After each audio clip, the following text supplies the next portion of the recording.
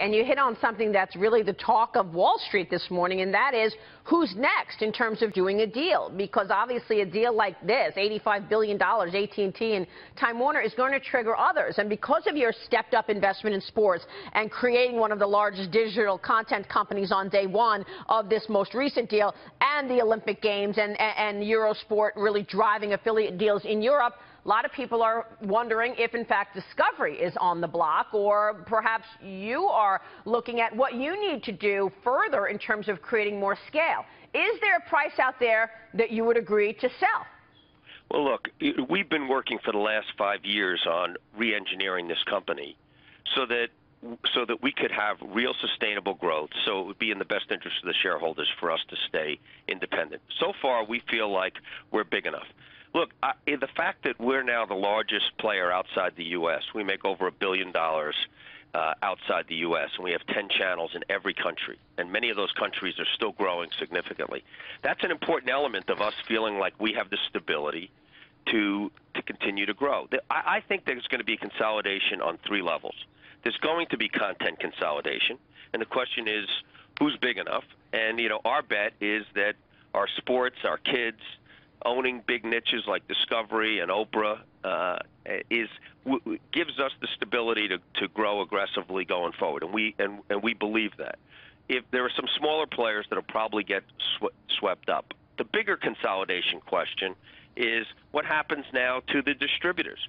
Do the cable operators now have to find a wireless solution in the U.S.?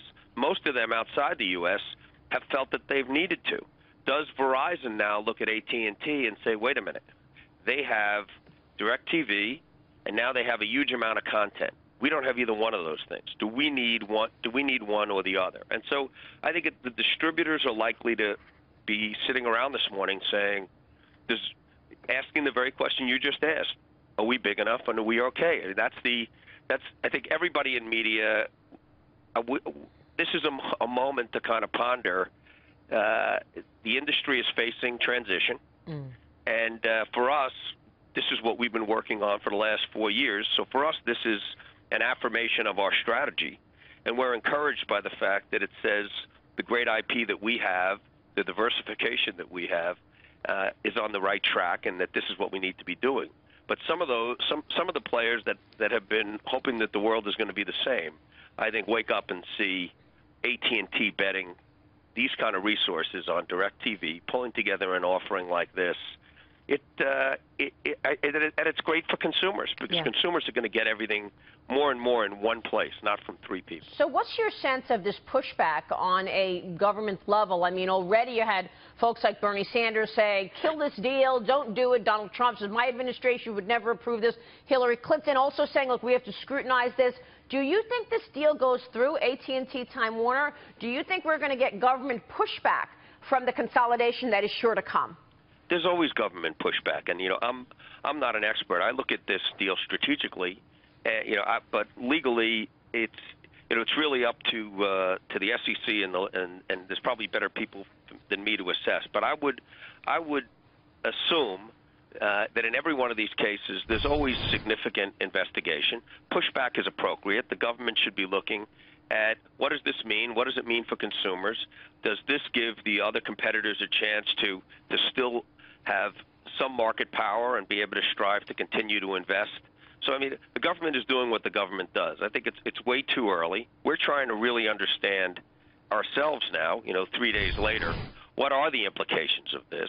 When you parse out the content that they have together with the distribution that they have and the wireless, what does this mean for us that's really positive? And what does it mean, that's a challenge? I was watching football this weekend, and, it's pretty clear how AT&T is integrating. I mean, they haven't owned DirecTV that long, and in the middle of the football game, it says, buy AT&T, it brands DirecTV, and then it says, if you're a DirecTV customer, you get all your data for free. And more you're seeing distributors do that, where they own SVOD products like Netflix, or they own wireless, and they use the different offerings where it's available to everybody. But if you package with us, you get a much better deal. And, they need to do that in order to get market share, because they're not going to be able to get price because there's too much competition with pipes that are very similar. Yeah, really interesting stuff. Thanks for explaining it, David, and really congrats on the success of what you've been able to do the last 10 years. We'll see you soon. Thanks, Maria. Thank you so much. Bye-bye. David Zaslav, CEO of Discovery.